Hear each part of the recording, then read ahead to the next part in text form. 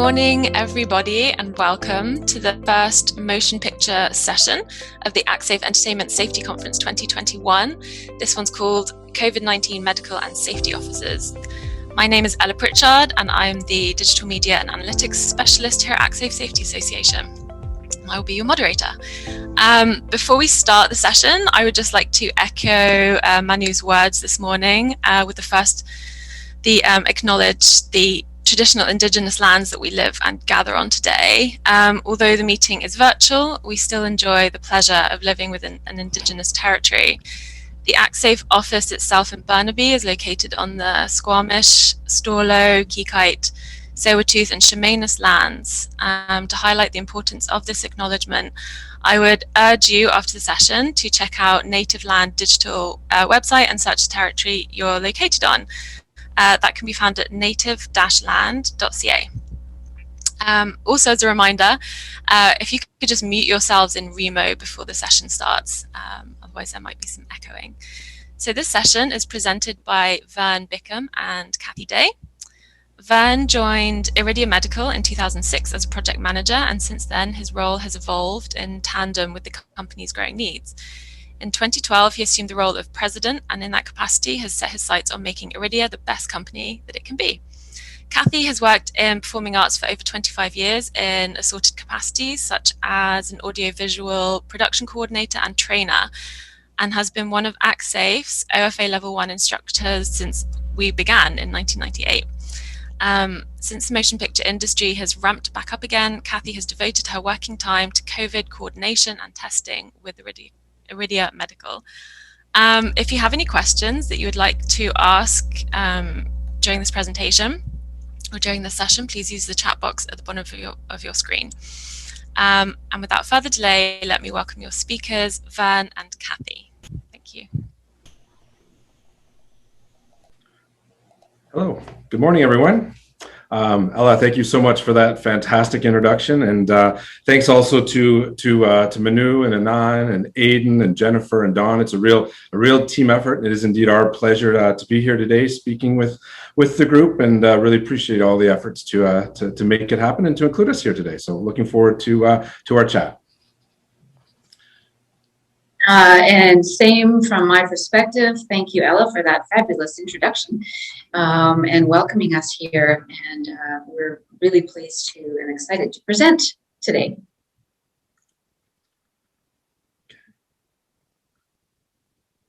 So I think Ella really went over, our background a little bit. But I'm going to start just by asking Vern if there's anything else you wanted to add to your perspective on our presentation today. No, I think we're good to sort of get in and sort of talk about our perspectives on the next slide. So thank you. All right. There we go. There we are. Perfect. And So with Ella's fantastic introduction, I think our roles are somewhat clear, but what we wanted to sort of outline was we're going to come at it today from two different perspectives, and I think there's value in seeing how those two come together to sort of shape the reality that has been the last year. So my role is more looking at kind of strategy and making sure that the experiences that we provide to our client base who's trying to operate in the COVID context is an exceptional one. And we were very honored this year to be working very closely with many groups within the film industry, and so we'll provide that little bit of perspective. Also a little bit of science from my background, and then also a little bit of looking forward as to what we might be able to expect go forward. So that's what my perspective will be. Kathy? yeah, and my perspective is from basically on the ground in the film industry. My history is working in production, but from a corporate point of view and from a performing arts live event sort of perspective. And so coming into the film world, into the testing world, which the testing world is new and exciting, there was a lot of stuff that we learned, and I've been having a lot of fun with it. And so that's basically my perspective as far as who's actually on the ground dealing with people and the types of things that we ran into and how we resolved issues and the wonderful experiences that we're having in film. All right. So for the presentation today, we're going to be talking a little bit about Iridia's point of view, our overview of who we are. Vern will speak to the pandemic experience that we have. We'll talk a little bit about the COVID roles, definitions of them, some details and things that we've learned about the different types of roles in COVID, some of the pitfalls and the lessons that we've learned, and a little bit about what the future will look like. Sorry, I'm not advancing these like I'm supposed to be. There we go. I'll get it. All right. And Vern, did you have anything else to add on here? That's great. Okay. I'll leave it to you. Great. So when we speak of what our organization is about and why we exist, this is our golden circle. So the reason that Iridia exists, the reason that every one of us, Kathy, myself, every member of our team gets out of bed every morning is to enable peace of mind for people that respond to medical emergencies. We do that in a few different ways. And I think it's helpful just to be aware of that because it shapes the way that we approach delivery of our services and supporting our film clients. So we provide tools that save lives. That's a sudden cardiac arrest focus. We'll talk about our relationship with Actsafe in a moment and how that sort of got started. We provide the right care at the right time. That is related to our remote care services where we take mobile hospitals and physicians and medics and we put them into far remote communities who've also been struggling with the pandemic over the course of the last year.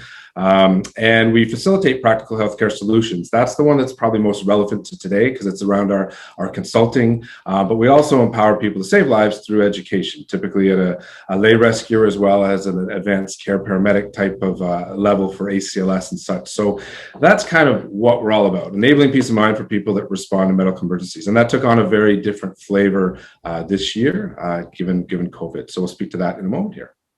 That's it, Kathy.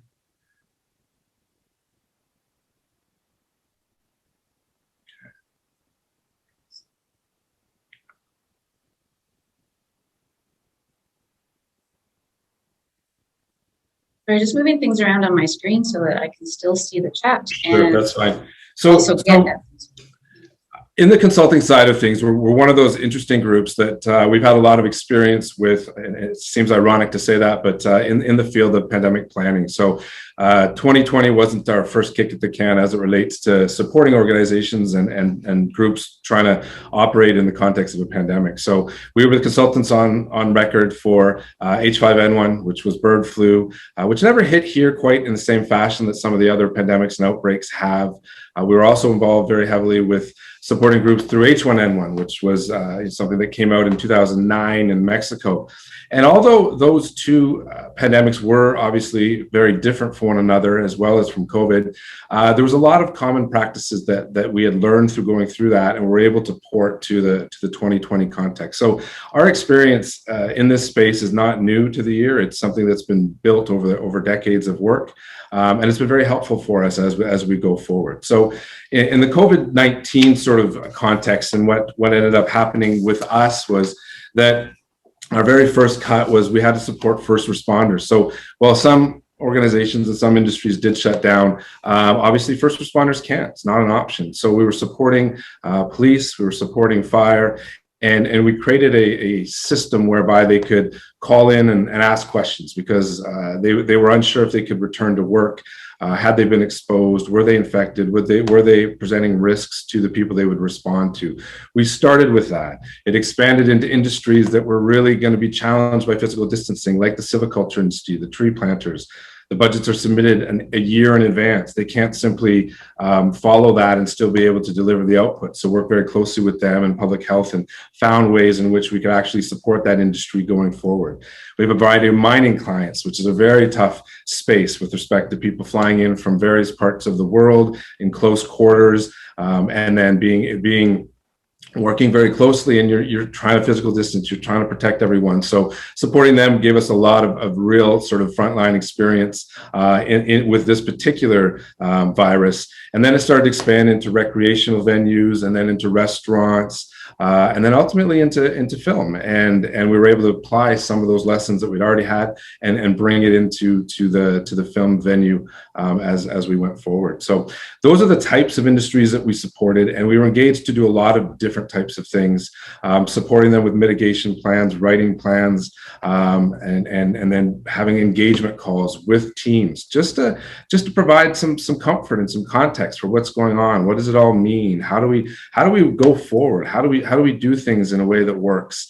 Then of course we had COVID coordinators, which is what Kathy will speak to at length shortly here, and of course then into asymptomatic testing. So certainly one of the largest testers in the province as it relates to asymptomatic testing, and a wealth of experience learned in the last quarter.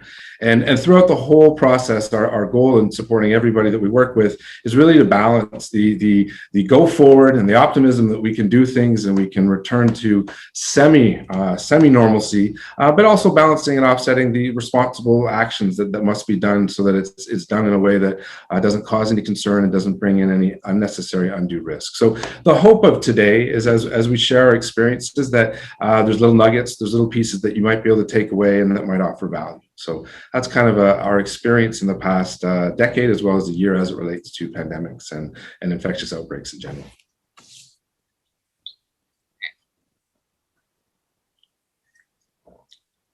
So as we have been working with all of our different groups, our main focus has always been, let's establish a vision at the outset. And we understand that every industry wanted to get back to being operational, get back to action, get back to doing what everybody does, their core competency, what fuels them, what drives them.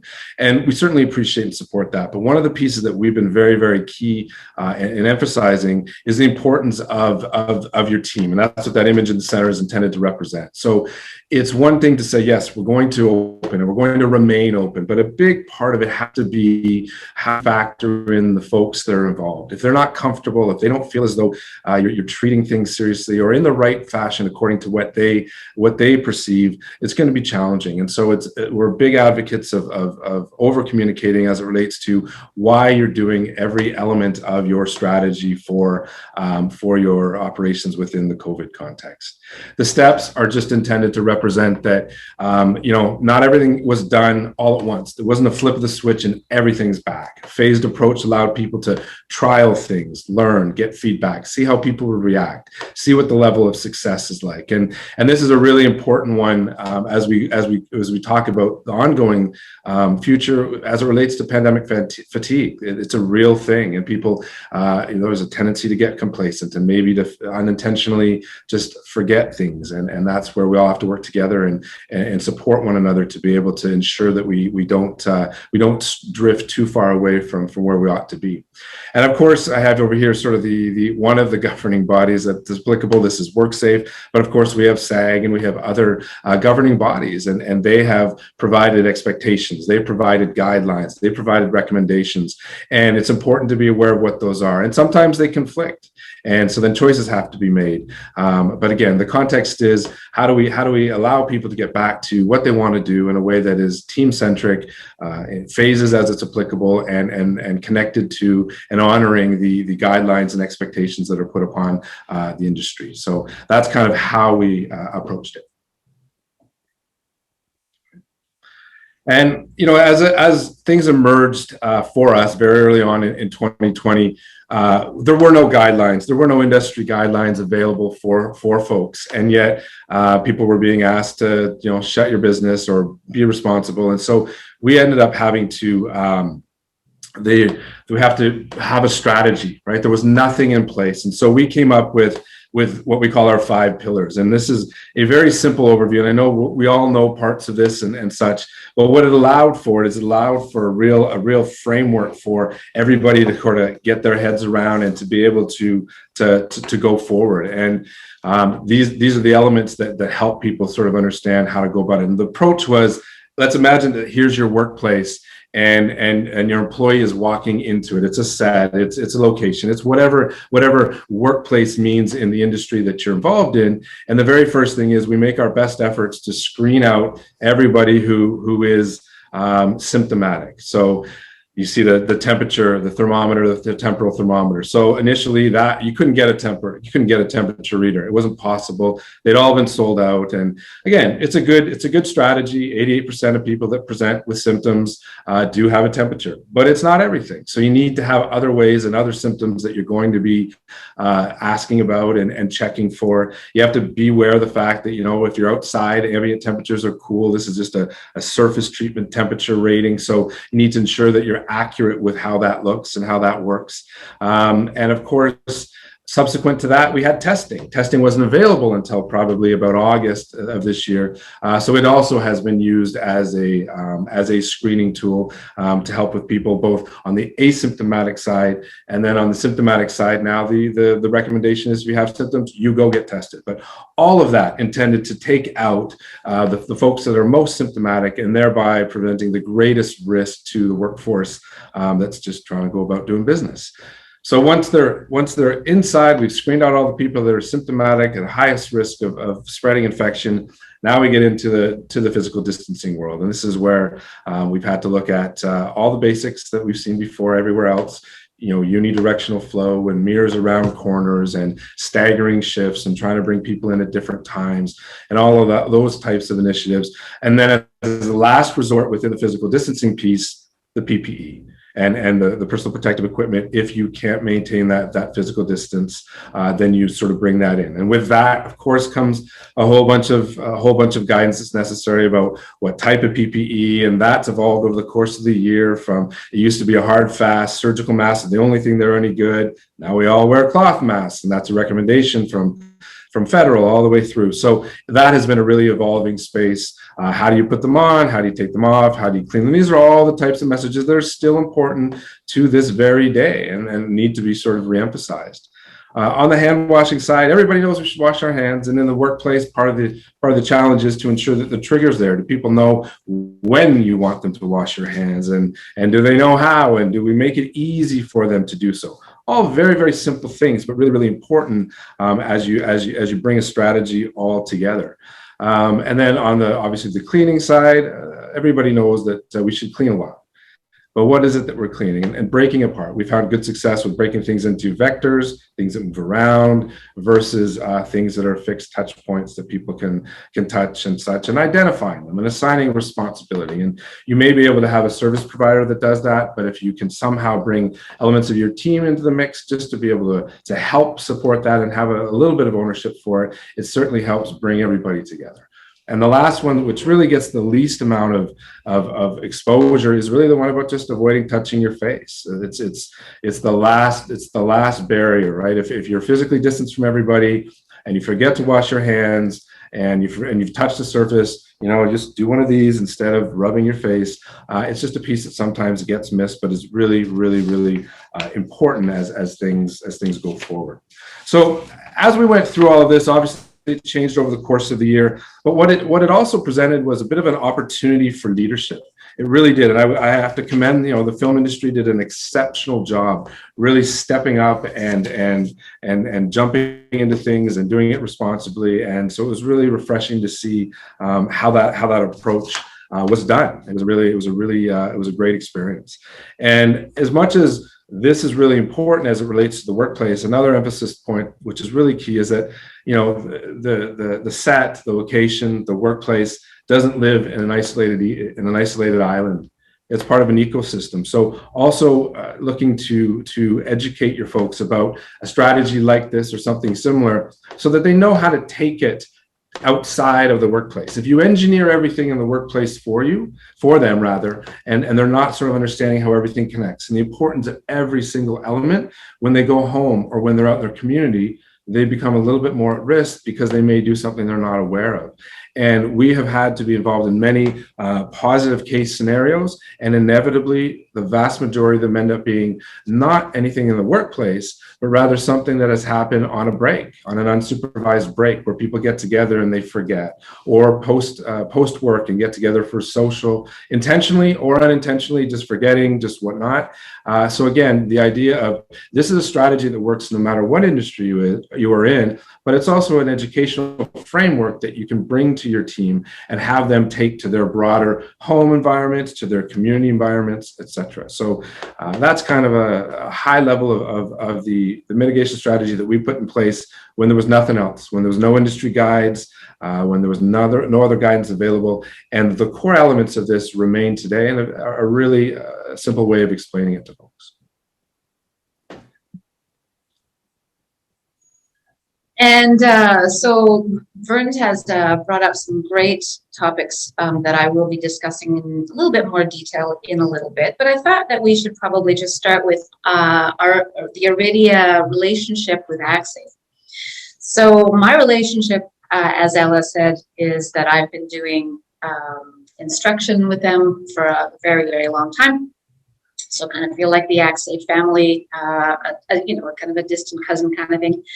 And so quite a long time ago, we started also offering some of the Iridia courses within Actsafe, as well as the OFA classes that I taught. So Iridia has actually been connected in the training world as well. And then a big focus has also been on the CPR and AED training, and also providing the AEDs for the rental and the purchase program. So any of the folks in the film industry, performing arts industry in the BC area are pretty familiar with the AEDs that are on set. And that's sort of been our relationship, supplying those. So it's been for a good solid relationship for a while. And then in the film industry, we became involved in well, Vern can speak to how we directly became involved with the film industry, but we were already starting, Iridia was already starting to work with return to work programs, doing consultation work. Vern, did you want to talk a little bit about that? Yeah, I mean, effectively, our initial involvement with Actsafe and with film came through the AEDs, as you mentioned, and then through connections that we had, we were invited to participate in supporting some films as they were looking to open up. And again, we were a physician-founded organization, so we have some physician expertise on the team, and that was certainly critical in the early stages in getting going with that. And sort of by word of mouth, that's kind of what things happen, is that we're able to provide. Again, our focus is practical. You can do it, and here's how it can be done. We understand it's a serious threat. We have to honor it, but at the same time, we want to be able to go forward. There are industrial considerations and mental health and such, and being able to go forward. So that's how we got introduced.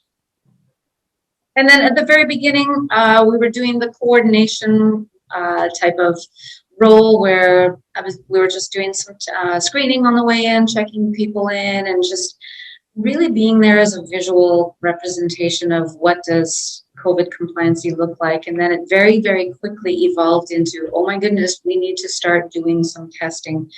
So we've evolved sort of in that route. And it's been a really, really positive experience. There's been a lot of challenges, which we'll be talking a little bit about, and we're defining the individual roles within COVID coordination as we moved along. And of course, I am speaking from Iridia's perspective predominantly, but this does reflect with other providers in the film industry in general. So, but my overarching opinions is, again, as Vern, I'm just echoing what Vern said earlier, is that the film industry was amazing in their response.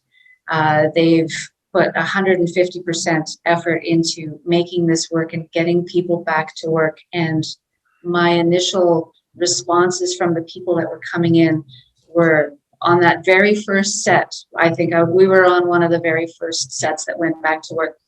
And the gratitude, the sense of relief, and thank goodness I can get out of the house and I can see different faces, was immeasurable. So people were really, for the most part, really grateful to get back into the working world, outside of the house, basically. So we'll talk a little bit about the evolution, the evolving, and I think, Vern, you can speak scientifically a little bit about this.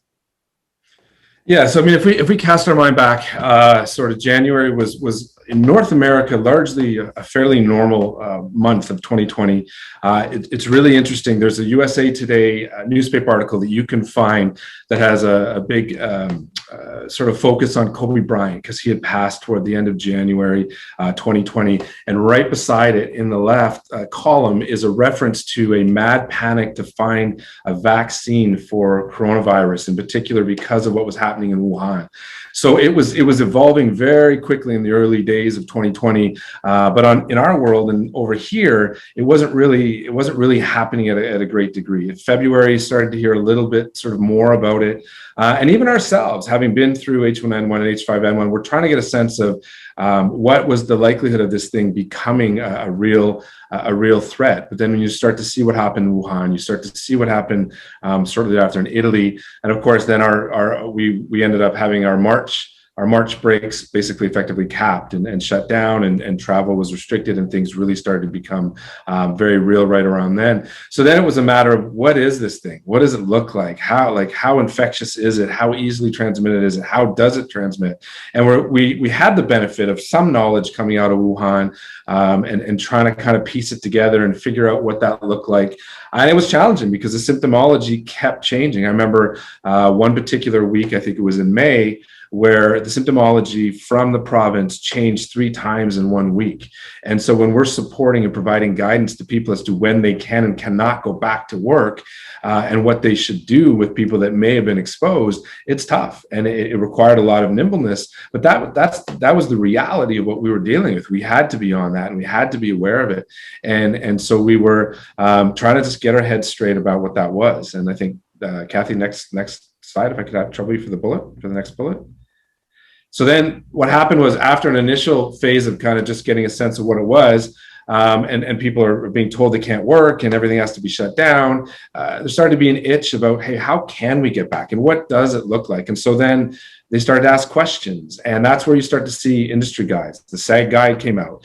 The restaurant industry produced a guide. Other industries produced guides, and WorkSafe started to do industry-specific workplace plans for organizations to be able to reopen. So you started to see that happening, and it's been variable. There are still organizations that do not have people come into the office. They're still not working, and so it's been variable depending on what the industry is and how it works.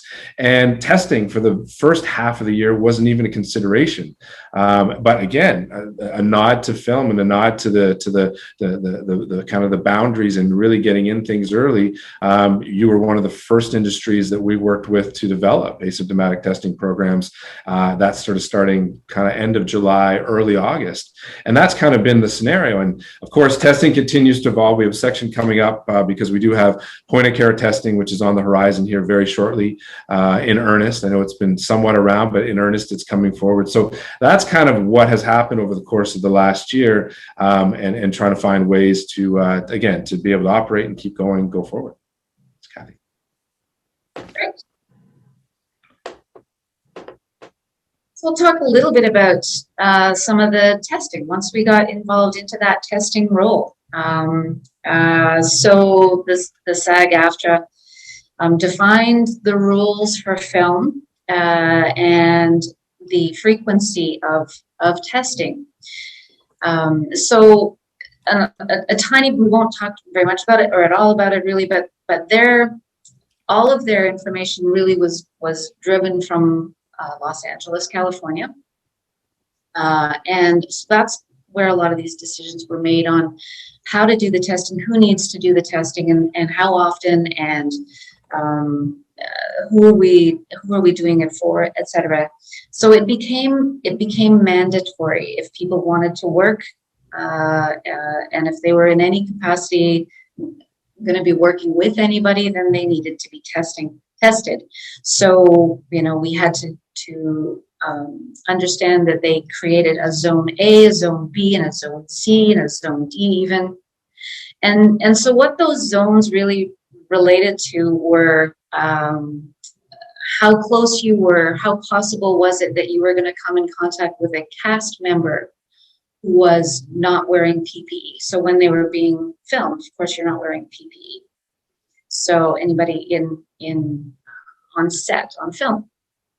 And so that presented a huge risk. And so this was really based on protecting those people, and then ultimately protecting all of us.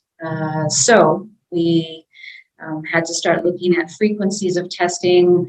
How are we going to do this testing? And so we started to do in-lab PCR testing. So we're not going to go too much into the science behind what is PCR testing, but in-lab basically means that we're sending it to whichever lab we have the ability to send it to provincially. And so here in BC, for example, we were talking about life labs.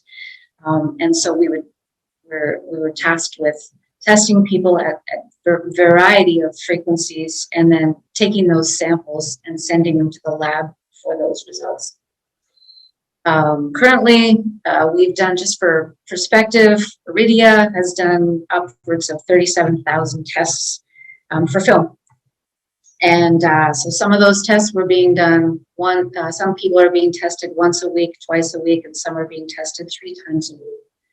So it's a lot. And, so the mindset of the people being tested in the beginning, it was a little bit overwhelming as we sort of developed our new normal and for the testers and for the film industry. So the people, the amount of people, the locations of where we were doing that, and how are we catching people when they're busy, and all that became a little bit of a challenge. So we did have to do an assortment of set testing because some people couldn't leave certain areas and they're far apart. As anybody in film knows, you've got secondary sets, you've got studios, you've got the circus, you've got the set, and they're sometimes miles and miles, kilometers and kilometers apart. So we had to do multiple locations, be pretty flexible that way. Lots of people being tested on multiple days. Some days would be big testing days. Some would be smaller testing days. And then, of course, the turnaround time for those results getting back was really difficult at times, as more and more film industry and other industries started getting involved in testing. So more and more people were getting back to work, but being mandated as doing required testing. So that, added. So we ended up getting a little bit of some bottlenecking at some point. It became very challenging for everybody involved, including the lab. So learning how to manage our way through that was interesting, challenging, and I think really successful in the end. So that was, sort of where we started off and some of the hurdles that we were looking at. And so Iridia has also developed other strategies for doing testing. And so we've developed a concierge. And Vern, did you want to speak to the development of IMCC to start with? Yeah, I'm happy to. So one of the things that we ran into is no matter how well organized and no matter how great the team is, inevitably there are folks who miss the cadence of testing. So the regularly scheduled cadence, they miss it, but they're vital and they need to be tested. So we established a unique standalone site dedicated to do testing for that purpose, as well as for some other needs that corporations had and individuals had for testing. So we have a standalone fixed site that people can come to if they miss the on-site film-driven on-site testing. So really, that's kind of what the spirit is. It's there for, again, a cross-section of needs, but it's intended to be seamless, easy. People just show up, sign up, and then they have a dedicated slot, and we try to really make it a unique experience, because we understand nobody wants to do this. Let's be honest. Not a single person says, hey, I want to go get swabbed today. That sounds like fun. It's all a matter of the realities that we're dealing in, and everything that we do, we try to make it as seamless and simple and comfortable for everybody. So that's kind of the backdrop. And then some of the other things that we had to develop was some people couldn't come to our concierge. They couldn't go to the set. And so we'd have to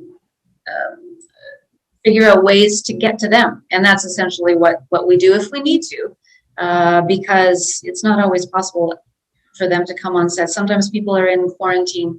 They've just arrived, and so they're in quarantine. So they're not allowed out to come for testing. And so we go to where they're staying, in the doorway. Did a lot of that. We're still doing a lot of that. So we've been able to provide that type of a test for people. And what's interesting is Vern, you were mentioning that nobody wakes up and decides they want to go get tested today. Having said that, we've also had a lot of people who just kind of, oh yeah, it's now the daily thing. I'm going to grab my coffee and I'm going to go get my test done. And so it's been a really interesting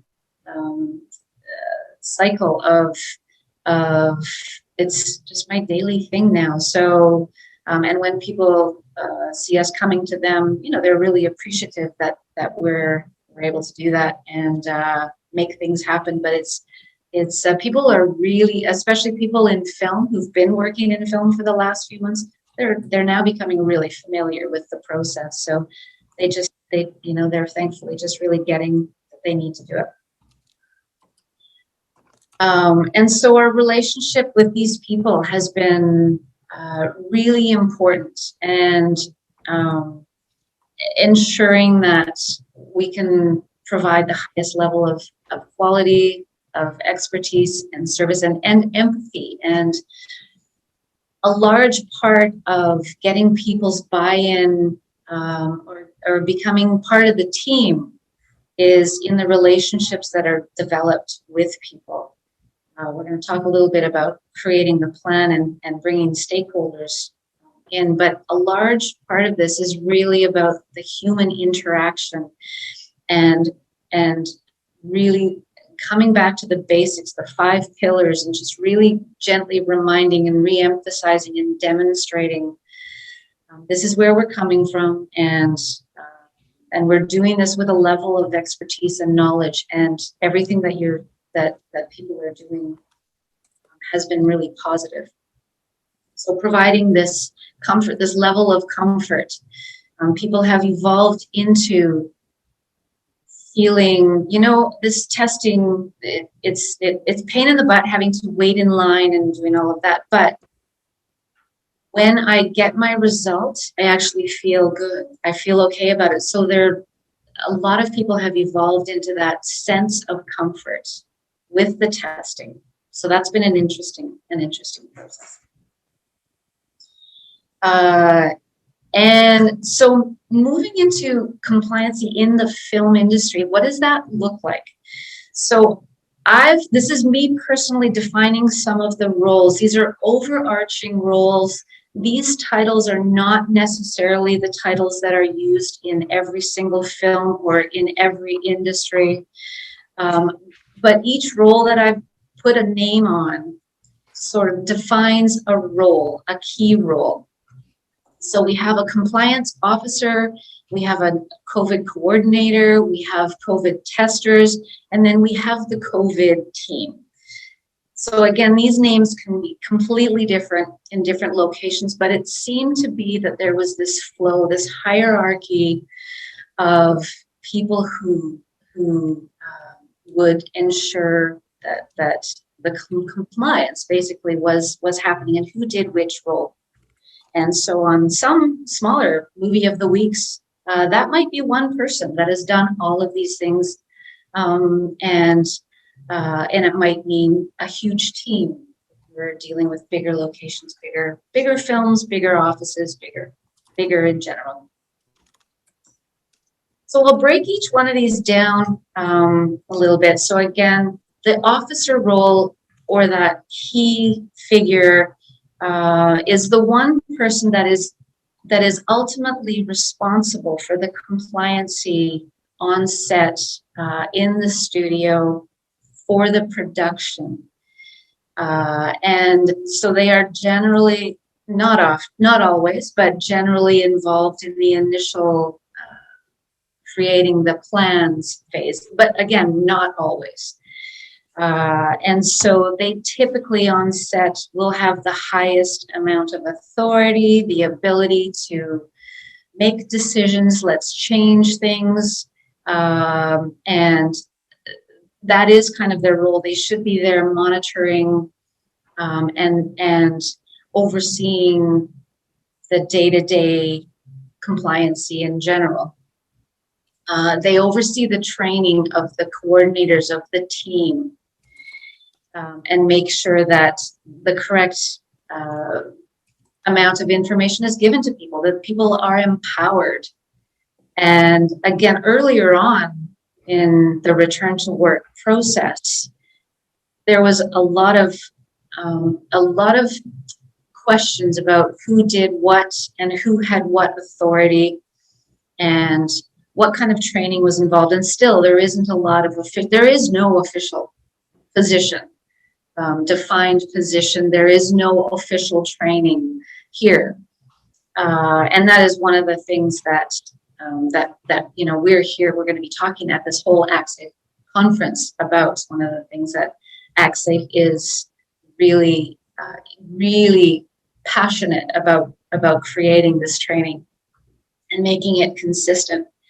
So this officer also is theoretically in, the very top of the line of communication from the COVID team itself, from the people that are on the ground doing the screening, the testing, the cleaning, and all of that, to the production team who are including the COVID things into the budgets and into the day-to-day operation and onto each set and each splinter set and all of that. And how do we, how do they organize making it work? And so the direct line of communication with the officer is key to, and making sure that there is a good relationship between the production and this officer role is paramount to whether or not it's being accepted or tolerated or complied to. And then they get the also the other responsibility of being the communication with WorkSafe. So making sure that everything that is happening on set is what WorkSafe wants. When WorkSafe does come on set, because they're making sure they're ensuring that everybody is complying and not being pressured to work in unsafe environments. And their presence is very, very known, of course. And they're really pivotal in creating a team effort. And so I happened to be there at the very beginning of the return to work WorkSafe visits. And so witnessing the communication, which was amazing, and everybody's on the same page and we're all learning, was a lot of the things that they would say. We're all learning. We're not here to shut anybody down. We're here to ensure that we're all doing things to the best of our ability. And so this officer role really is key in providing that relationship and that open communication line.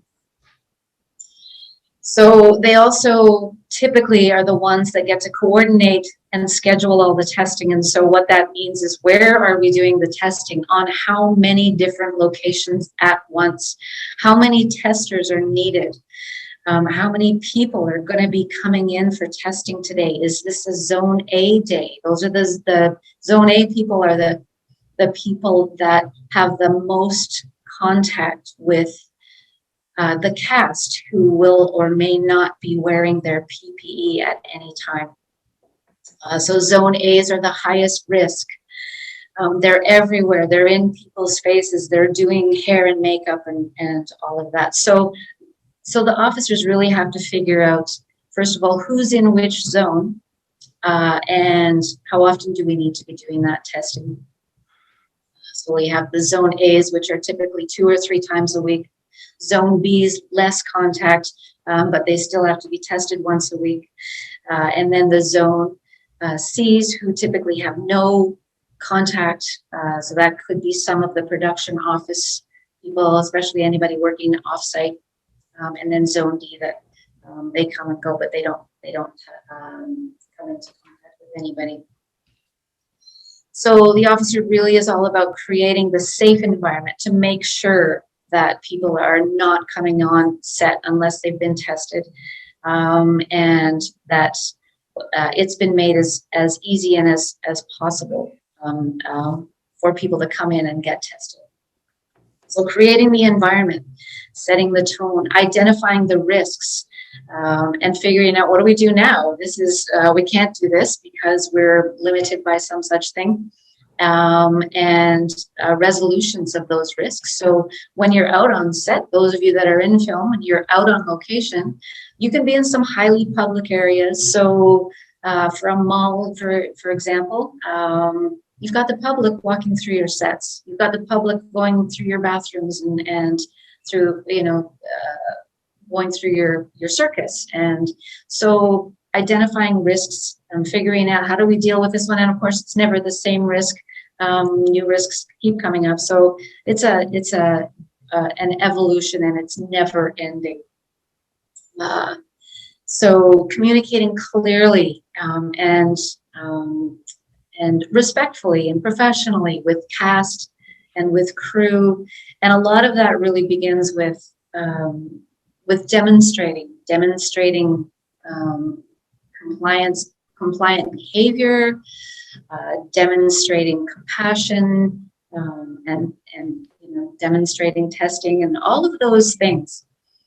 It really is an important piece that everybody involved in COVID coordination is demonstrating the right behavior, because it really filters down, of course. And so this overarching theme of this person who is at the what I call the officer, they are ultimately the one who is responsible for setting the tone, figuring it all out, setting the tone, and making it happen. And within that, we have the next person in the COVID team, which I would call the coordinator role.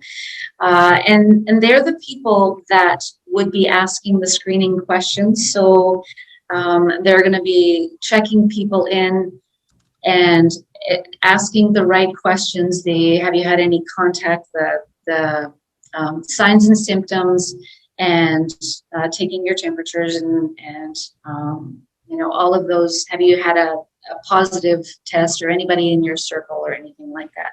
So those typical questions that a lot of us are going to be really familiar with at this point.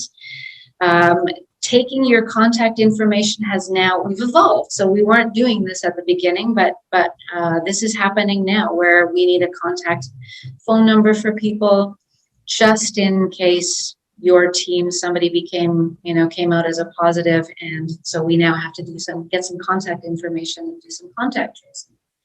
So if we have your number to begin with, then that's going to be a lot more efficient. So again, doing the temperature checks. And so, Vern, you mentioned earlier about how difficult it was to get thermometers at the very beginning, the no-touch thermometers. That was absolutely a fact. And then, there's a lot of other things that happened with that as well. Those thermometers don't work very well when it's really cold. And so people are now putting them inside their jackets, keeping them nice and warm. And again, there's all these great fun things that we've discovered about just the simple thing of taking a temperature check. And at what time of the day are you doing this? And people, at the very beginning, it was fun. People had a bit of a game when I was doing the checking, and people were making a game out of it.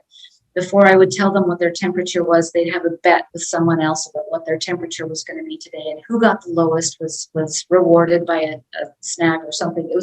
People started to have a lot of fun with this, which was great.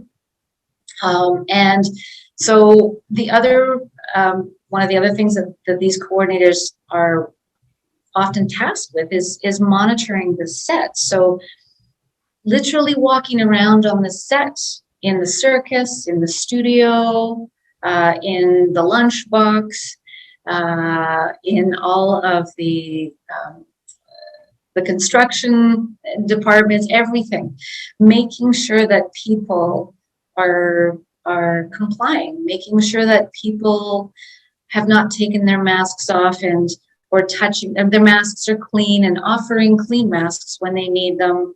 And it's just often what I discovered was that when I was doing it was that people would just, by my presence, would be reminded, oh yeah, I've got to back up, I've got to do this, or I've got to do that. So this typically was, the coordinator type of role. And then testing, managing the testing. As far as managing, what I mean by managing is getting people to line up, checking people off lists. You were supposed to come yesterday, or you're supposed to come tomorrow, or making sure that the people who are supposed to be coming today, can we go find that? Can we put a call out on the radio, that type of thing? So the coordinator often has that role to play. So again, visibly maintaining a check-in, watching what's happening, making sure that the check-in is working, making sure that lineups are not intruding, we're not in the scene, making sure that we're not blocking people's entrances to things and places, and keeping accurate records, again, of the screening process. And that became really, really critical of these coordinators, as to, we would get calls, can you tell me if so-and-so did actually come in yesterday, because they can't come on set unless they have. So we would actually keep really, really close records of who came in, because it became obvious that it was really important that we knew exactly who was screened and when, and which pods were missed, and seeking people out, finding people who hadn't gone through the process properly. The lineups, again, for screening became a bit of an issue in certain locations. And it became an issue for a number of reasons. So these coordinators would have to mitigate people. I've only got 5 minutes. I can't wait in this long lineup. And so we developed, they would have to develop strategies on how to figure that out. How do we manage these lineups? Because they ultimately happen. And that is part of the whole COVID screening world. And coordinates the team members as well. So these coordinators would be coordinating the people cleaning, the people checking the lineups, the people at the front. So they'd be coordinating an awful lot, actually, sending supplies out, making sure the tents weren't being blown away. So there was an awful lot that became this person's responsibility as far as coordinating this on-set testing. Now the testers are often an outside contracted source of resource, and so the responsibility of a tester, they typically have a medical background, so they've got some sort of an occupational, paramedic, nursing, fire, first responder background. So they come in with a level of professionalism and a level of health and wellness expertise, making sure that the documentation it has to be absolutely perfect. Otherwise, the tests may not be run because the writing is illegible, or we don't know if this is the correct person, they weren't on our list, or I don't have any information about them. So documentation became a very, very pivotal part of this process. So responsible for that, checking ID, making sure that that the people are the correct people, and it could be that responsibility was sometimes given to the coordinator's role or the team, but ensuring that I have your correct identification is absolutely, one of the most important things that we can do when we're sending in lab requisitions. I have to make, we all have to make sure that people's names are spelled correctly. And we all know that that can be challenging at times. And if people are filling out their own documentation, their writing isn't always legible, so having to make sure that that was done. Then, of course, doing the testing procedure, doing that quickly, accurately, as non-invasively as possible, and packaging the sample accurately. So again, the accuracy here was discovered to have been so pivotal to getting the proper results. And documenting post-test, making sure we understand how many tests we're sending out. Does it match with the actual amount of tests that we're sending out? Does our list match? And so there was a fair amount of paperwork involved in doing each test. And of course, everything's being done very, very quickly in not always the most ideal of situations. Storing and prepping for the lab pickup, coordinating with the labs picking up, or are we delivering? So there was an awful lot of that coordination that had to be organized and managed by the testers. So personality and skill is a really, really important factor here, as with every area in film. We found that it really made a huge difference when the cast and crew had developed a relationship with the COVID team, and not just the testers, but the entire COVID team. And you developed a daily banter back and forth with people, or weekly banter, and it really made people feel comfortable. The amount of people that come in terrified that we're going to be doing those tests that go to the back of the brain, and the assurance that it's not going to hurt, you'll feel comfortable. So those types of things, being able to manage people's anxiety, people's resistance, people have a lot of beliefs around what type of matter are you collecting? Are you taking my DNA? And so we had all kinds of information that was asked, good questions that we would look at, ponder, and come up with answers for, if you could. So it really mattered on how we dealt with people on an individual basis. And again, I'll throw that back to the entire COVID team on the importance of the personality and ability to deal with the ever-changing relationships that you have with people. Having to do things yesterday, as with film, that is the underlying theme of anybody in film who knows this about film, understands this role, that everything has to be done so efficiently and perfectly.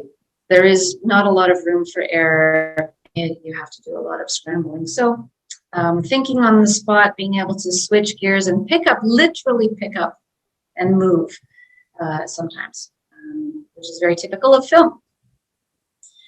Ever-changing environments, of course, wind, so we have the physical environment that we're in, and that could mean an influx of people coming in, the public, or traffic, or trains coming through your set, snow, windstorms.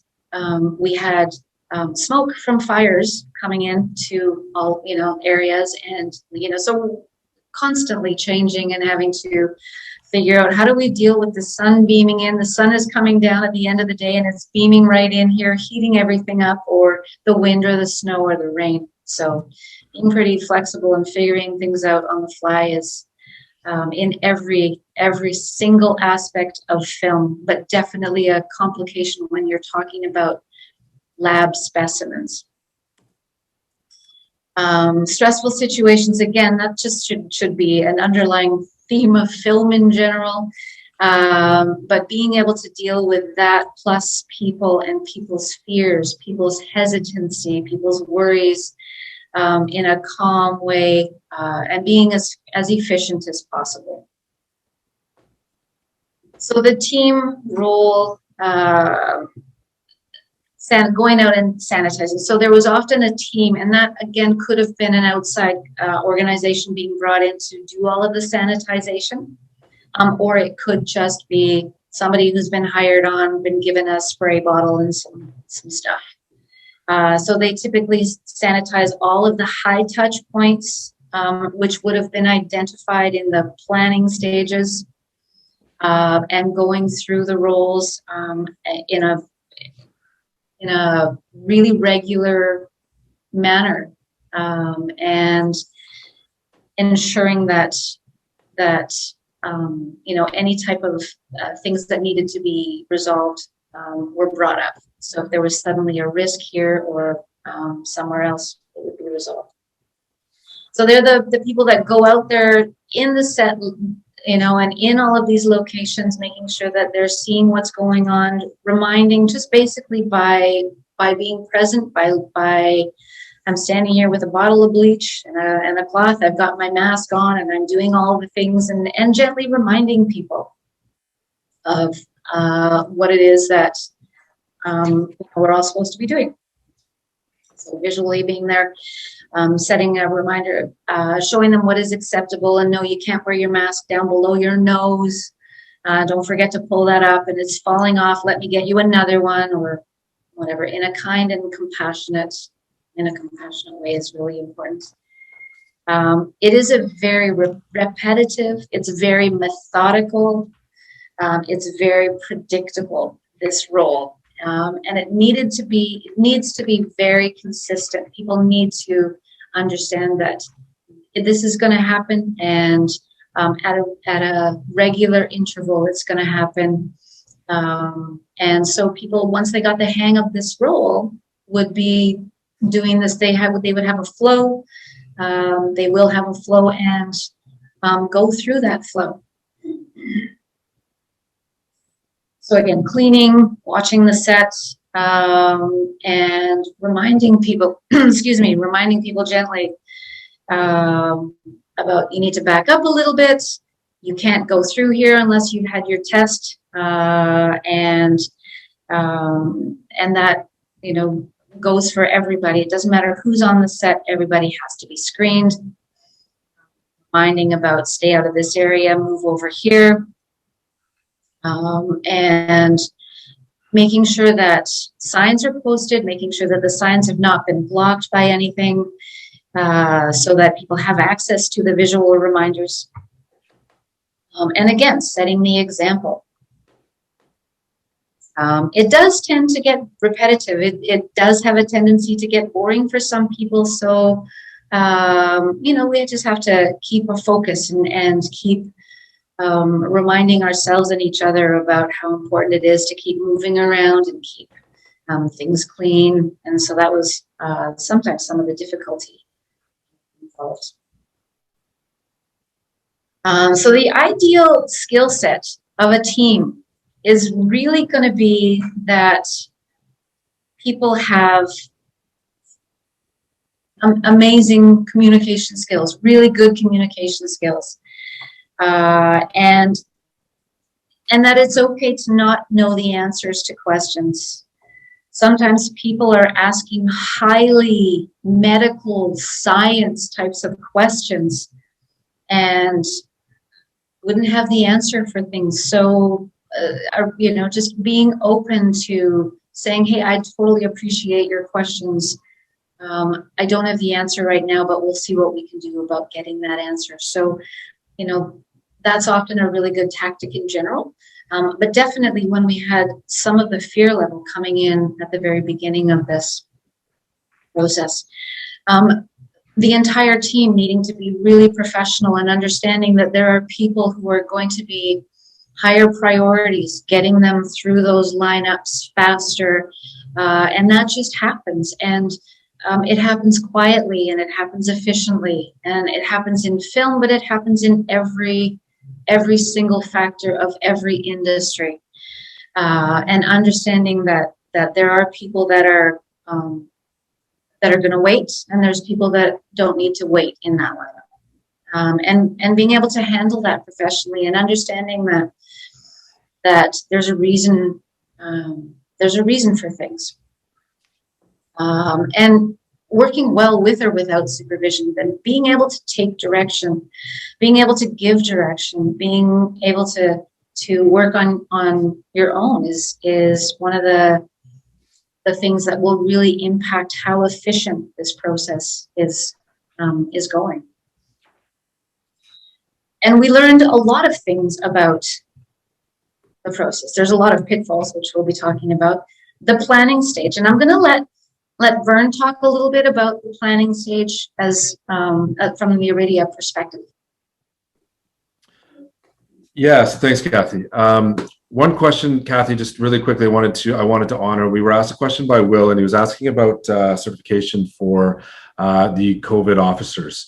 So in initial stages, as we kind of indicated earlier, there were no planning documents or guidance in place. So early stages, there was no defined training programs per se. So the groups, the individuals that we would place, they came from our sort of medically infectious control focused environment. So that's how we did it initially. And then we would also offer to train others in the space of looking at infection control, again, looking through the 5-pillar strategy and utilizing that. But more recently, Kathy, I don't know, are you familiar with some of the certifications and sort of their effectiveness and recommendations on that? Just want to honor the question. At the moment, I think that's one of the things that Actsafe is really committed to organizing, and actually they've got a plan in place of actually creating some certification around this based on what's been learned out there. At the moment, there's no official. You're a COVID person. You've gone through this training. It isn't an official position, and the names that I sort of threw out there are not official positions. There is no official position. There is just an expectation that film will instill people in it who will play these roles and perform these duties. So there's no official here. There's no training programs. Okay. So again, on the lessons learned on the planning stage of things, again, it's really it's trying to understand what it is that you're doing, and you have to borrow from the expectations of the governing bodies, and then understand how you're going to put the pieces in. Some of the things that we saw early stages a lot was a keeping up with the Joneses sort of mentality of just grabbing things and putting them in place and slamming them together.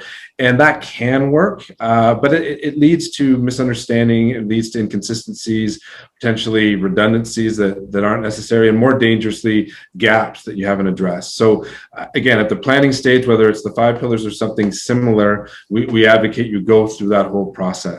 Also communicate with the group. So we've had a lot of success being invited on to Zoom calls in advance of a production starting up to meet with cast and selected members of the team, just to sort of walk through. I mean, everything is evolving on a daily. Today's different than it was yesterday, from 3 months, 6 months, 9 months, and there's always questions of some kind. Right now, it might be questions about, well, what about these variants that are coming out of the UK, and what about the South African variant and the Nigerian variant, and people are getting nervous about that. And so when you can have a group, ours or a similar group, that's able to sort of address those questions, it goes a long way. So with the planning stages, it's one of the things we recommend is kind of putting together an overarching plan that explains all the pieces that can be communicated to your team, to your cast, and then also, if it's possible, to bring in a group that can kind of speak to it and really just set people at ease about things. So that's some of the lessons learned. Another one for me is just PPE. You love it, but you also hate it at the same moment. People tend to sometimes they put it on and then they think they're invincible. And in certain environments, not films, not what I'm saying here, but when we advocate not to use it, because what people do is they put it on and then they walk right up in front of you, and so they're missing the whole point. And that speaks to me of just the communication side of things. So certainly those are a couple of the things. Pandemic fatigue as well. So all of these are basic principles, But over the course of a year, over the course of 14 months, 16 months, etc., it's tough. And some people are just slipping. It's tiring, it's exhausting. And so the communication, the subtleties of figuring ways to drip, to keep it there, to hold people accountable, but in a respectful way that supports them as they're going through things is critically important. And if you can discuss some of those topics at the outset in the planning stage, it really sets you up for success really well go forward. Some additional thoughts, Kathy? Yeah. And it was really obvious when you be on set and you were working with people who had been involved in the team and the information that the team who created the plans delivered the content out there well to the entire production. It was obvious who did that and who didn't do that. So really important. Defining the authority is something that is not always really clear, but defining who has what authority. So the officer, are they the ones that are the only ones that can say, you can't come on set? Or can the COVID team say that when someone's coming in to be screened? Have they done it? And if they haven't, can you tell them they can't come on set? So there's a lot about the authority. Who can say what? You have to leave the set if you don't put your mask back on. That's a difficult thing for people to come in with no experience in film. I'm just cleaning. I'm cleaning things, and you're not wearing your mask, and I know you should. So defining what do you do when that happens, and that's pretty critical to people who are out there. So I mean, there's a lot of things that can happen. There's things that are not foreseen. So the planning stage is really important. This one particular slide there, you'll see a few tents there. This is just one example. The slide before had a lot of mud on a very, very rainy day. So you're testing people or people are coming in and working in this type of environment. So you've got some tents here, and the first three have lights. And the fourth one there has no lights. So the first three had options. They only had one AC. So they could either have a light or they could have a heater, but not both. And it was, I think it was about 0 degrees with rain going sideways. So you can see the wind is blowing things out. So these are some of the things that were always trying to be managed. The fourth one that's dark had no option for heat or light. So, and they were scrambling to fix it. So these are the things that, it happens, it looks like this, and that's something that has to be fixed. And so, there's a lot of environmental types of lessons that we've learned that might be, the next time we do it, we'll know ahead of time that we need some good solid AC to go into these testing tents and the COVID tents. And, so these are, things that should happen in the planning stages. We take them forward. We learn from the past, making sure that people know where the supplies are, knowing who the officers are, knowing who the COVID coordinators are, who's doing the cleaning, where are the check-in points, where do you keep the background people? There's a lot of coordination that is required. And every day that you meet a new challenge, you add that to your list of things that are learned. And again, the authority of, okay, I see that somebody is not complying. What do I do now? So there's snow on the left slide, and being able to go out and be flexible as far as, are we going to be going to people's cars? Are there people going to be driving through? Because that definitely happens. People are not going to be walking in all the time. We might give those provisions to, here's the certain people that are going to come, they're not going to get out of their car. And so being able to be flexible around creating ways for this process to happen properly.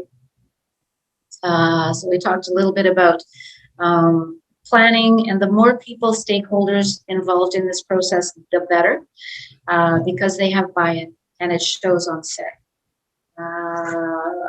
Developing strategies. So, Vern, I think you can talk to some of the strategies. I think, Kathy, one of the things that we're kind of low on time, so I wanted to just suggest that maybe we can look at. Do we want to look at some of the kind of the future thoughts and then open up for questions? Is that a reasonable approach? Yeah, for sure. All right, so we'll talk about.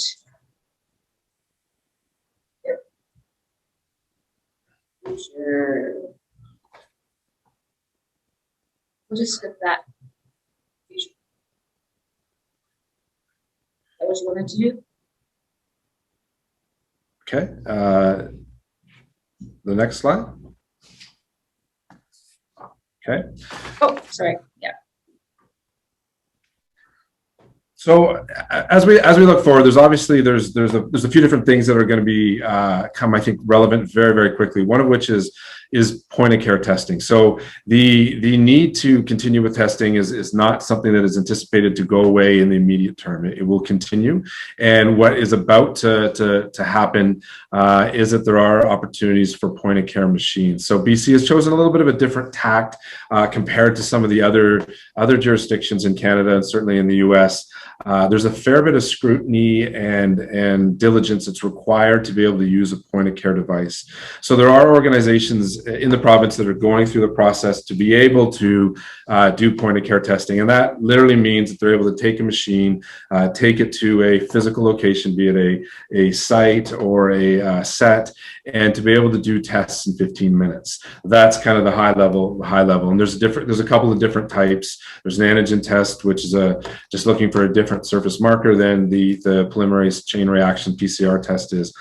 It's coming, and it'll be here, but it will come with a bunch of expectations around protocols, paperwork, etc. Because it is empowering testing outside of a large lab with all of the infrastructure. So all of the positive case tracing, and all of the type of, not tracing, but reporting, and all of those things that would traditionally be done by the lab now are being, that power is being pushed down to a machine and a few people that operate it. So it's coming, and it has the potential to be helpful, but it will not be the panacea. One of the things that I emphasize a lot is it's a 15-minute test, but given the number of people that are being put through, we need to be cognizant of that. So if you have 15 minutes per test, you do 4 an hour, you do 96 in 24 hours. Realistically, somebody's not manning it probably 24 hours. So let's say they do 12. So you're sitting at less than 50 process tests per machine per day. So you can scale that up. But if you're looking at large zone A's and even decent sized zone B's, you know, the lab-based scenario where you send it off and it disappears for a while, I give you that. But then you get hundreds of results at sort of the 30, 36 hour mark. That ends up being much faster unless you had a whole subset of machines to be able to do it. So it's coming, and episodically, I think there's great value for it. But it's not going to replace the existing lab-based testing by any stretch, I would argue. Other things that are coming on to the place that might be confusing to folks are antibody testing. Antibody testing looks for the presence of antibodies, kind of gives you a look as to whether or not you have been exposed to the virus historically or not.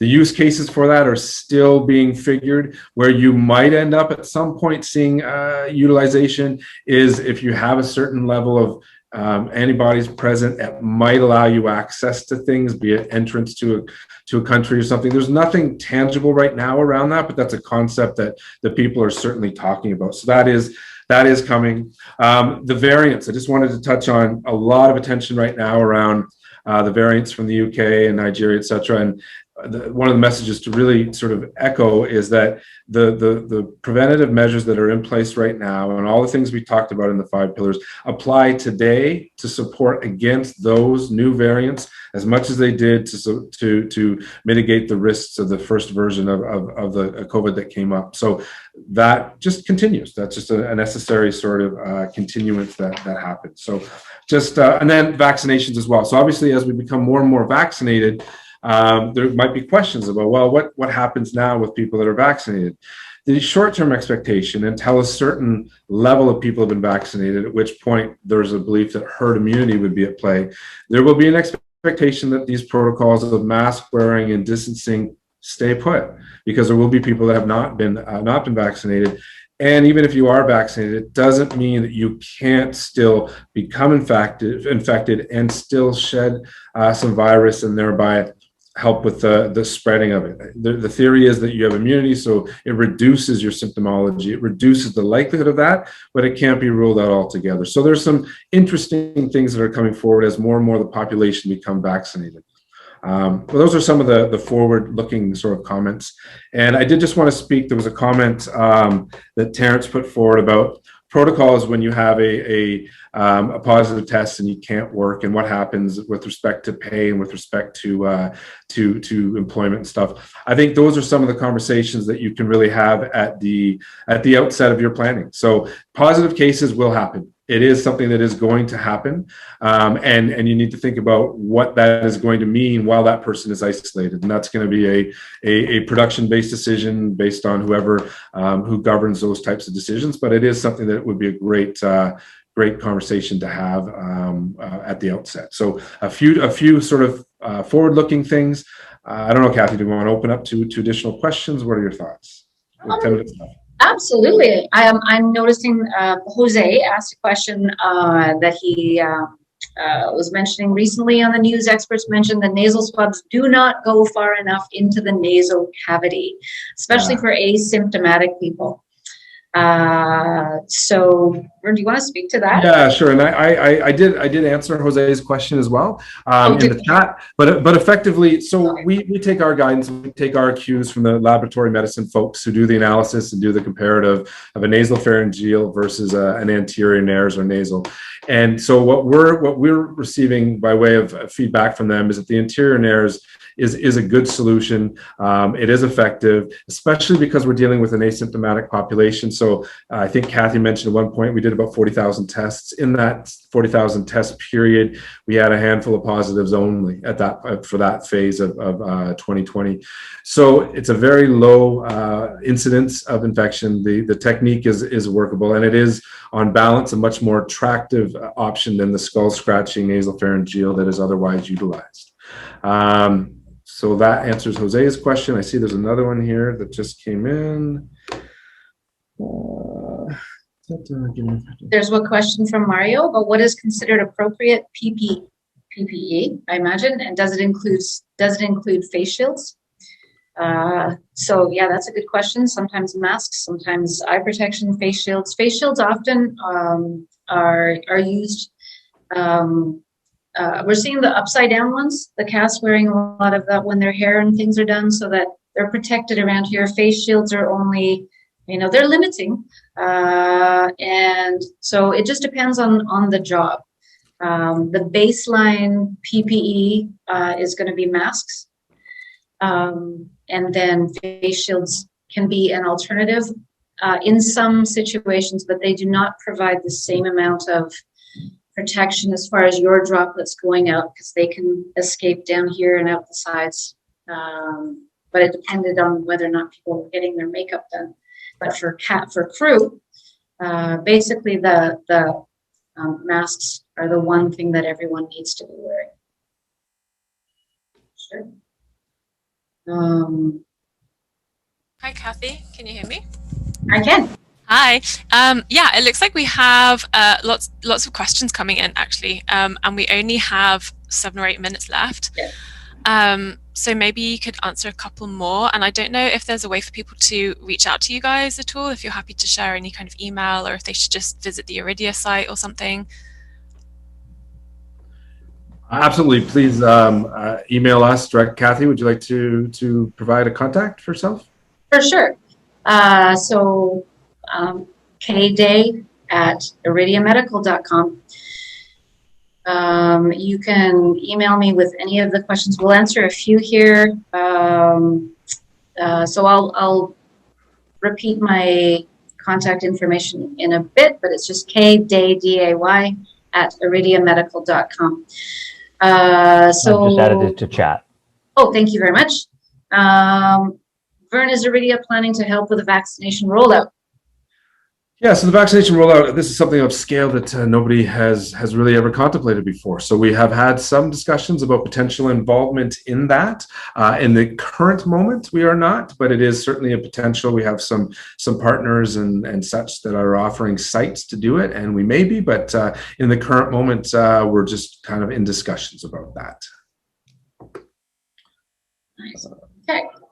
And then Edgar has a couple of questions. Unless the testing requirements are enshrined by law, Determining testing frequency requirements can be seen as arbitrary. How do you address potential concerns of not testing frequently enough? So the testing frequency is defined by the Screen Actors Guild, and so it is mandatory. It's defined by the unions, and not testing frequently enough or too much. We just all are managing to do, what we're required to do. Given varying effectiveness percentages of approved vaccinations, do you anticipate they might dictate testing policy? Yeah, we'll wait and see on that one. As far as there will be a process, a rollout as people are getting vaccinated. Of course, we're still going to be having to do some testing because we haven't had our vaccines for very long. So the effectiveness of the vaccines is not, 100% known for sure. So there will be a phase in and phase out period. Yeah, and I think, how about, just want to jump on Jose's question here quickly, because it is very relevant. So rapid tests, underutilized. Don't disagree. So I think that rapid tests have, again, in BC, they're being very cautious about how to make sure that when it's rolled out, it's done in a way that has the appropriate oversight. And so that's been, I think, part of the reason it's been a little bit slower than in other jurisdictions. But I can tell you that it is coming. It is coming, and it will have impact. That's what I mentioned earlier, the point of care testing. Effectively, Jose, what I'm saying is rapid testing, be it antigen, be it PCR. They both have potential merit. They're different, and there's different things you need to think about as they're utilized. But yes, that is the case. And then there's some comments too around some of the. So the Screen Actors Guild obviously provides some recommendations that a lot of groups are following along. But again, when we look at laws for testing in the workplace, in general terms, public health hasn't been advocating for that, period. So it's kind of a choice that's done through other influences. The current policy still within the province is testing for symptomatics. That's what happens. So your point's valid. We have to be very careful about union requirements and guidelines, etc. But those are all elements that influence what a group may choose to do, and they all have to be contemplated accordingly. There's a couple of people who have been asking questions about how do you apply for the coordinator positions and roles, and that's a great question. At this point, they're not defined. They're not represented by a union, that particular job function, and so it's going to be applying to the productions independently, finding out which productions are coming on board, and so some of these positions are being filled by PAs, by all kinds of people who are already in film, but they're not on a particular production yet. So they know that there's a film coming on, and they know someone who knows someone who's looking for.